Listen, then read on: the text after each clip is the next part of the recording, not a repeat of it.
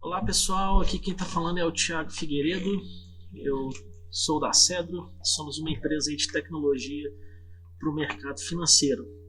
Faço parte aqui do time de produtos da Cedro, em especial a parte dos produtos aí para o mercado financeiro e investimentos, com foco aí nas nossas plataformas de investimentos, que é o Fast Trade. Estamos iniciando um novo projeto hoje, que é o Cedro Cash, um novo canal aí da Cedro, para divulgar aí podcasts aí com conteúdos aí relevantes sobre o mercado, investimentos, a fim de disseminar, né, esse conhecimento aí para o mercado, para os nossos parceiros e para os nossos clientes e também para os nossos cedrenses. Hoje é o nosso primeiro episódio, estamos muito contentes aí, estamos recebendo aqui um convidado muito especial, que é um grande parceiro aí da Cedro, que é o Luiz Gustavo Tavico, que é um dos estrategistas-chefes aí, responsável pela parte de produtos de mercado financeiro da Guide Investimentos. Vamos lá, pessoal, espero que vocês gostem. Boa tarde, pessoal, aqui é o Thiago da Cedro. Queria dar as boas-vindas a todos vocês que estão nos acompanhando aí a partir de agora. A Cedro está lançando hoje um novo canal aí, que é o Cedro Cash. A gente vai estar divulgando aí conteúdos, né, a cada semana de vários assuntos, envolvendo aí mercado financeiro e tecnologia. Para os que não sabem, né, a Cedro é uma empresa provedora de tecnologia para o mercado financeiro. E o objetivo do nosso projeto é justamente disseminar aí conhecimento, informação para o mercado, para os nossos parceiros, clientes e também para os nossos cedrenses, né? Hoje é o nosso primeiro episódio, a gente está muito contente, estamos aqui hoje com um parceiro da Cedro aí, que é o Tavico, Luiz Gustavo. Tavico é um parceiro de longa data aí da Cedro, atua hoje na Guide Investimentos, na parte aí de estratégia e também de produtos para o mercado financeiro. Tavico, boa tarde, obrigado, viu, por ter aceitado o nosso convite aí para estar participando logo do primeiro episódio. Thiago, é um prazer, como você comentou, já faz um bom tempo aí que a gente faz um trabalho conjunto, né? Principalmente no desenvolvimento do mercado financeiro brasileiro. Então, eu acho que a tecnologia aliada com os bons produtos e oportunidades do mercado ajudam muito a escalar e a continuar nessa evolução que a gente está vendo rápida do mercado brasileiro, né? Uma migração da cultura dos investimentos que é muito importante. E vocês aí, como provedores de tecnologia para o setor financeiro, né, conhecido como as fintechs, acho que ajudam bastante também nesse desenvolvimento. Com certeza, é isso aí. A gente tem trabalhado aí já há bastante tempo, inclusive, né, a Cedro fez 15 anos esse ano no mercado e estamos aí para ajudar os nossos parceiros e os nossos clientes. Mas vamos lá. A gente está com o objetivo hoje, a gente está falando um pouco mais sobre investimentos aí, o mercado, né? Então, nosso foco hoje é falar um pouco sobre esse cenário atual aí que nós estamos vivendo, não é novidade para ninguém, né? A gente está aí num período bem difícil aí de pandemia e muitas mudanças. A gente veio aí do ano passado de uma retomada aí da economia no Brasil, né? O pessoal apostando, acreditando, e nós somos surpreendidos aí no início do ano, né, Tavico? Então, bater um papo mesmo sobre o que está acontecendo, o que vocês enxergam aí do cenário hoje atual que o Brasil está vivendo aí, a nossa economia, né? Também referente a essa pandemia aí que tem atrapalhado bastante, né? Pegou todo mundo de surpresa, essa é a verdade. Legal, Thiago. Acho que para iniciar, tentar quebrar aqui em alguns temas, né? Sim. Mercado externo, o mercado local e o principal tema aí que é a pandemia, né? Começando pelo terceiro, pandemia, foi algo que ocorreu na China, né, no final do ano passado. Parecia ser algo mais localizado, pontual, como a gente já tinha visto em outras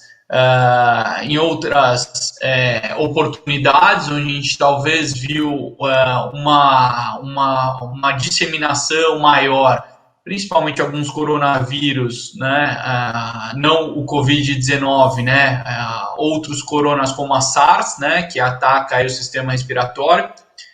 A gente viu que foi um impacto mais central em algumas regiões, né? Então isso, sim, de certa forma não se generalizou. O que a gente conseguiu observar agora é que não se esperava um efeito tão grande, principalmente devastador do ponto de vista econômico dessa crise, né? Então, ela, apesar de ter começado no final do ano passado, a gente foi ver de fato o tamanho e principalmente o impacto, né, nas economias, nas principais economias do mundo e também nas emergentes, nesse começo de ano, né? Então, fevereiro que a gente começou a ter uma clareza maior do impacto, que é muito relevante, né? A gente está falando em praticamente perder um quinto das transações comerciais globais.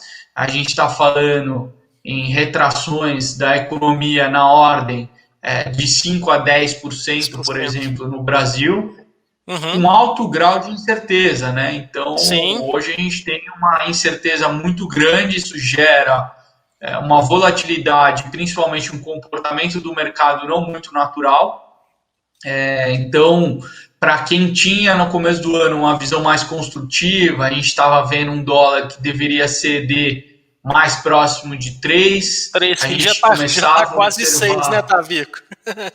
Exatamente. A gente começava a ver uma bolsa poder continuar a tendência de alta até atingir por volta de 135, 140 mil pontos.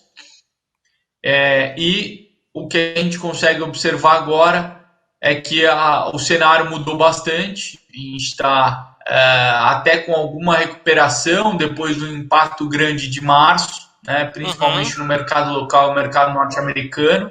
Sim. E a gente está vivendo um pouco dessa recuperação, né? Eu acho que eu queria começar por esse tema porque é o principal, é o que acaba, de certa forma, trazendo todo esse movimento que a gente viu mais relevante e recente, né? E essa recuperação lá fora foi muito baseada em políticas e principalmente em medidas anunciadas pelos bancos centrais, pelos governos dos países envolvidos, né? Os países envolvidos estão em um modo de whatever it takes. O que for necessário, eles vão, de certa forma, tentar introduzir para tentar minimizar os estragos dessa desaceleração. O que é interessante é que é uma crise sem, de certa forma, um culpado, né? Um banco que quebrou, de certa forma, uma operação arriscada, o inimigo é comum a todos, né? Então, de certa forma, essa postura aí também vem bastante em linha com uma defesa que a gente tem que ter contra um inimigo comum e um inimigo geral, né? Então, acho que isso é bastante interessante e está se refletindo nessa postura dos governantes e dos formadores de política ao redor do mundo. Então, isso é bastante interessante. Os mercados envolvidos e as economias envolvidas como a Europa e Estados Unidos têm uma capacidade maior de implementação de medidas, porque tem um fiscal, a receita do governo ela é maior, ela é mais relevante, então eles têm um espaço de manobra muito maior do que, por exemplo, o Brasil, que tem aí, de certa forma, uma dificuldade maior de implementar e conseguir medidas que teriam um recrudescimento aí dessa crise causada pela desaceleração econômica, né? Então, eu acho que isso acaba já evidenciando um pouco os pontos que eu gostaria de falar sobre o mercado externo e o mercado brasileiro. Não, bacana. Então, acho que é um pouco do que a gente está observando. E aí, acho que pegar um pouco dessa recuperação, Thiago, o que a gente está observando é que nos países desenvolvidos e nos países com alta testagem, né, onde a gente consegue ter mais precisão nos números, né? Perfeito. Quando você tem mais precisões nos números, você consegue, de certa forma, também observar como está a tendência, como estão os novos casos, como estão o comportamento dos óbitos que acabam inevitavelmente acontecendo. Então, a gente vê nos países envolvidos onde fizeram um nível de testagem mais relevante, uma tendência divergente entre eles. Acho que principalmente a gente olha os Estados Unidos, né, a gente vê uma tendência divergente, mas uma curva normal, onde você tem uma aceleração de novos casos, ele atinge um pico e ele começa a desacelerar. Os novos casos diários, né, eles começam a desacelerar e essa mesma tendência de aceleração, pico e desaceleração acaba ocorrendo também nos casos totais, né? Então, isso foi observado na Europa de forma mais clara, onde você teve em março uma aceleração muito grande dos novos casos, uma desaceleração em abril, e agora em maio a gente já está vendo um número bem menor de casos, então uma desaceleração que ela foi contínua ao longo do mês de abril. E em maio foi bastante interessante, já com algumas medidas de flexibilização em diversas economias, como a Alemanha, Itália, Espanha. Então, a gente já tem um cenário mais favorável em relação aos impactos econômicos, com a economia pelo menos voltando, né? Nos Estados Unidos, houve um comportamento bem divergente do que a gente viu na Europa, porque é como se tivesse vários países, né? A gente tem um país continental como os Estados Unidos, um comportamento regional diferente. Então, começou um foco em Nova York, onde foi muito rápido, e depois houve uma desaceleração com controle interessante, principalmente medidas de restrição. E a gente agora já se pergunta quando que podem se reverter essas medidas de restrição, visto que a tendência está mais favorável. A gente já está vendo uma desaceleração dos novos casos por dia na Nova York, e as outras regiões sofreram um pouco depois, mas também já dão alguns sinais aí um pouco mais favoráveis, né? Então, o total de casos nos Estados Unidos também já aparece numa trajetória de desaceleração. Isso é bastante interessante e bastante importante. Claro que você tem ainda todo o receio em relação ao sistema de saúde, não ter uma capacidade aí acima do previsto, né? Então você ainda precisa ter esses cuidados. Agora, quando a gente olha Brasil, é muito difícil analisar os dados por aqui, principalmente isso até que eu ia pela falar, falta né? de detalhe. É isso que eu ia falar. Será que a gente ainda está chegando aí num pico dessa curva aí ou não, né? Eu acho que aqui ainda vai um caminho aí pela frente. Olha, é difícil falar em pico, Thiago. A gente diversas vezes já tentou fazer uma estimativa, mas ela é bastante viva, né? Porque a cada dia a gente tem, de certa forma, dados, principalmente passados, que vão sendo confirmados com atraso. Essa questão do Brasil, a gente tem três principais problemas aqui. A gente tem um nível de testagem baixo, os testes que nós fazemos, eles acabam tendo uma defasagem, ou seja, acabam demorando.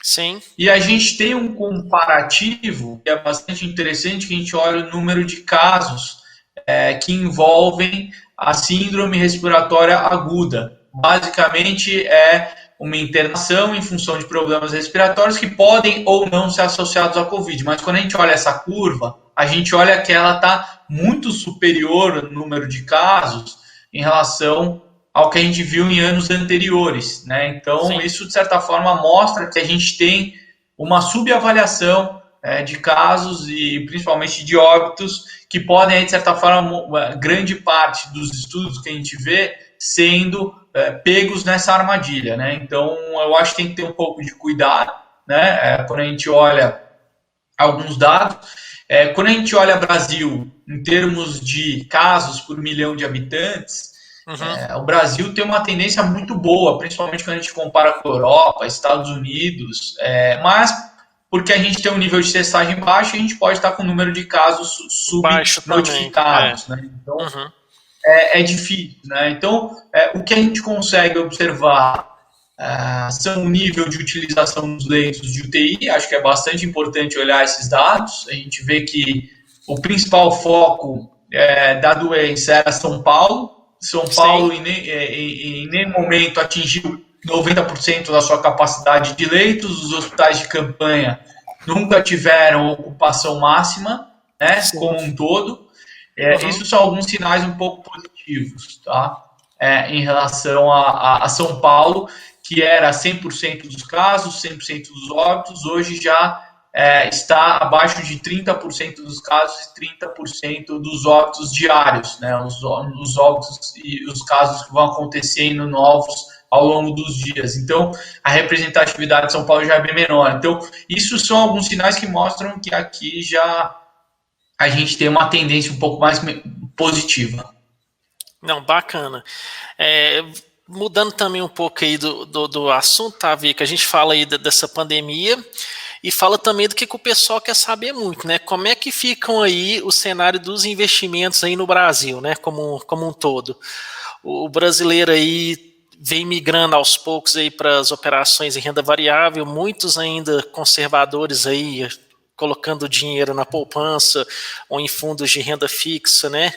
E por aí vai. E o que a gente poderia tá falando aí sobre um novo perfil de investimentos aí do brasileiro, né, no Brasil, após todos esses acontecimentos? A gente fala aí de bolsa, a gente fala aí de taxa de juros, a gente tem a aceleração do dólar, né? Então são vários fatores aí que vão interferir na maneira de investir do brasileiro no geral.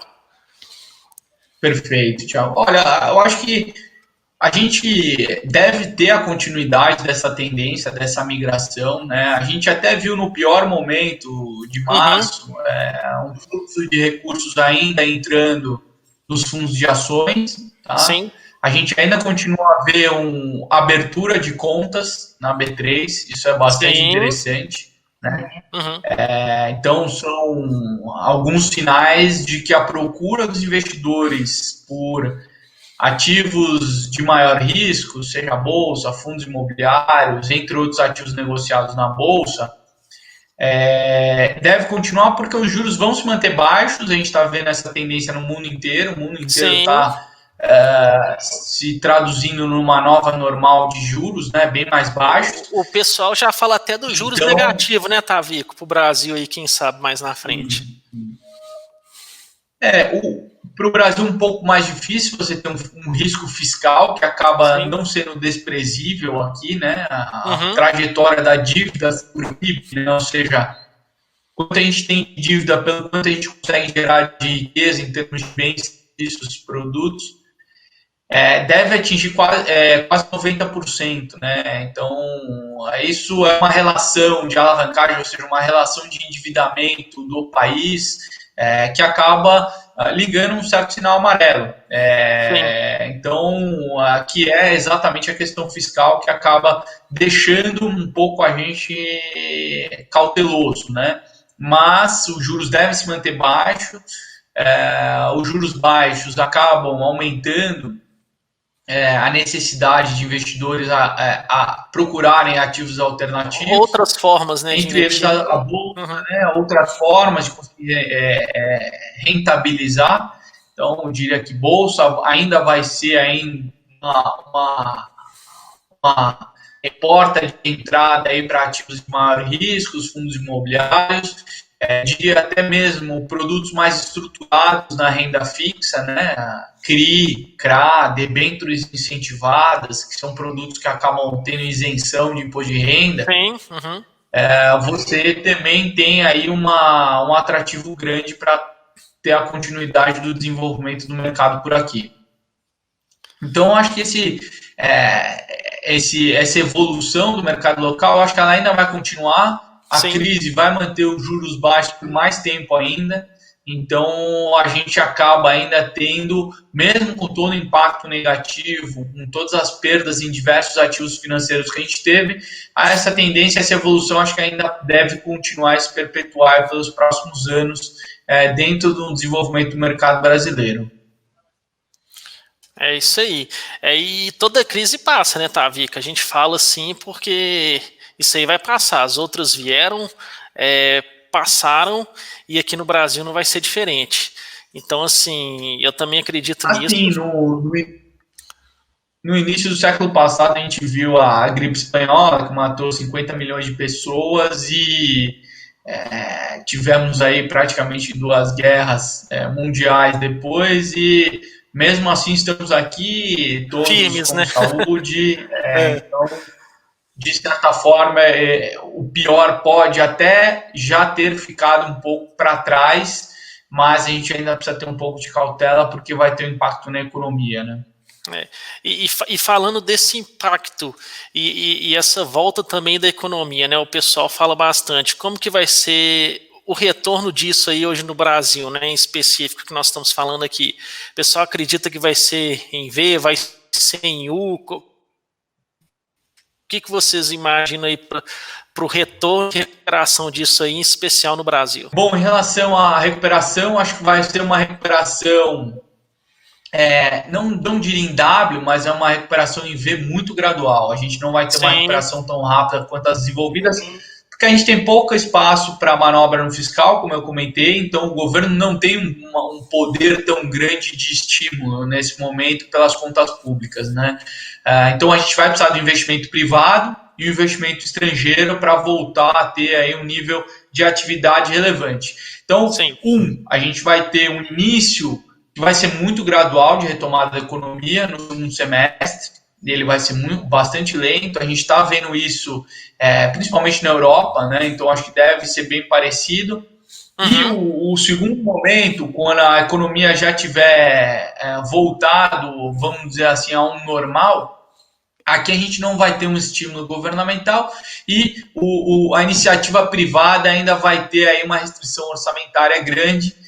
Quem pode talvez ajudar e ser uma balança boa, fiel da balança aqui, pode ser investidor estrangeiro, mas que ainda não dá nenhum sinal animador. Então, acho que vai ser uma recuperação muito cauteloso, bem lenta, né? bastante gradual. Exatamente.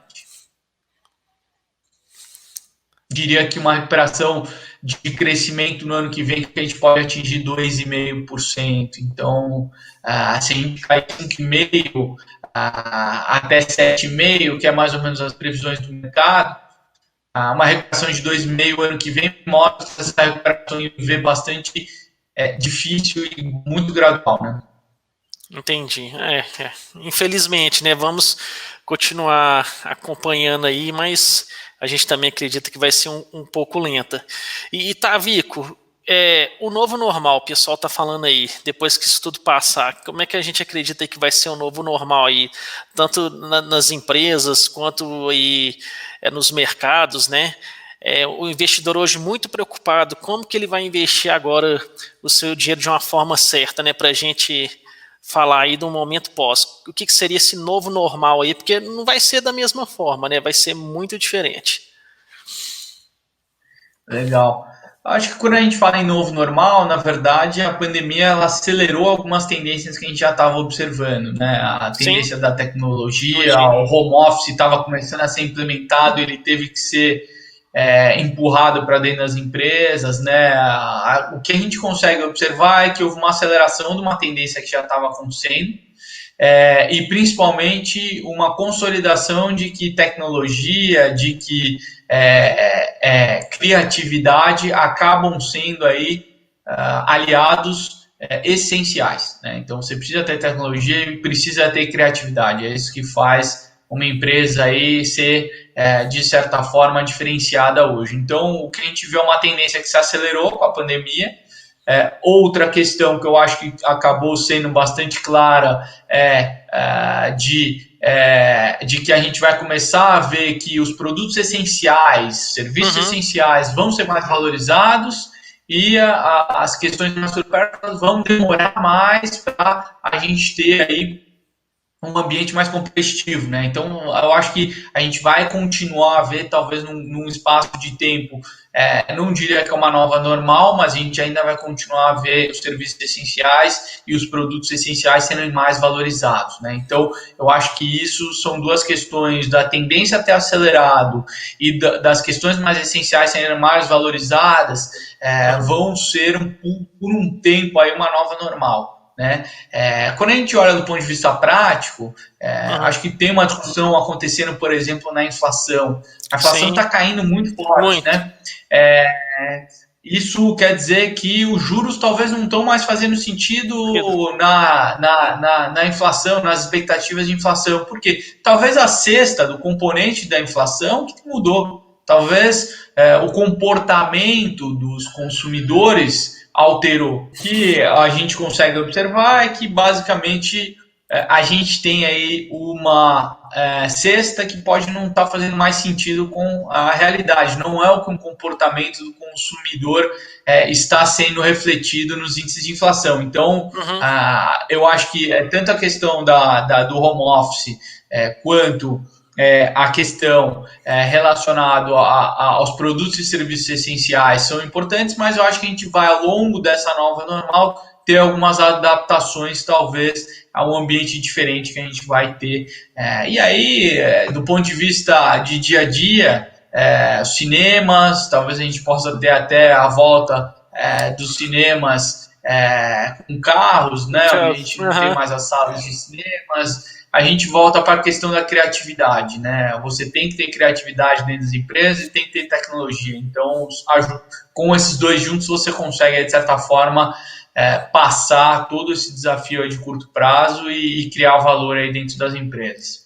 Com certeza, e vai mudar muita coisa mesmo. Vamos nos reinventar aí para frente, né? E muita coisa vai acontecer. E a tecnologia é uma grande aliada agora, né, do mercado. Bom, acho que o nosso tempo aqui já está meio esgotado, né? A gente começa a falar e já deu 10, 20, 30 minutos. Então, acho que nós deixamos claro aí a mensagem aí para o pessoal que está acompanhando a gente, falando aí desse cenário atual, de investimentos, do mercado, de tecnologia, para inaugurar esse canal nosso aí. Eu te agradeço mais uma vez, Tavico, por ter aceitado o nosso convite. O pessoal que está aí acompanhando a gente também pode acompanhar o trabalho do Tavico aí na Guide, aí acessando o site também da Guide Investimentos. E também convido vocês a acessarem aí os links da SED nas nossas redes sociais. A gente sempre vai estar com esse canal aqui aberto, colocando aí conteúdos aí semanalmente, né? E vamos em frente aí. Obrigado, Tavico. Thiago, é um prazer.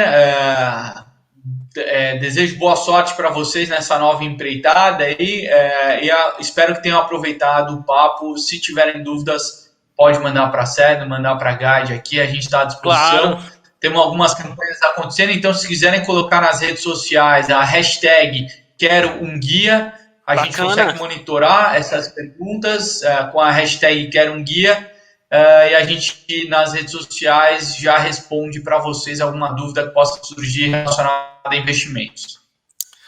Combinado. É isso aí, nós vamos colocar assim. Obrigado, viu, Tavico? Valeu demais. Valeu, pessoal. Obrigado. Um abração. Tchau, tchau. Tchau, tchau. Prazer. Valeu, pessoal. Obrigado. Olá, pessoal. Agradecemos aí você que acompanhou o nosso primeiro episódio aí no nosso canal. Aproveitei para pedir para vocês seguirem a Cedro aí nas redes sociais, né, que estão aparecendo aí. Adicione aí ao nosso canal, né, curta e coloque aí nos seus favoritos. Esperamos ver vocês em breve aí. Estaremos sempre publicando conteúdos aí relevantes aí sobre investimentos, mercado financeiro e tecnologia. Um abraço, pessoal. Obrigado.